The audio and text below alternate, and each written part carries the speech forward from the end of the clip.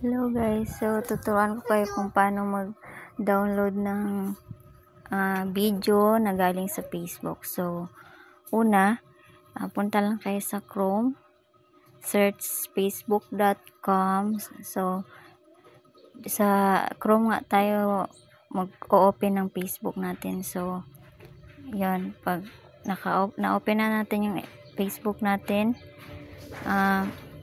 hanap lang tayo ng video, then press, then makikita nyo yung download, then click. Yan. So, downloading na siya. So, punta lang tayo sa gallery, then check natin kung na-download na yung video. So, yan na nga, na-download na.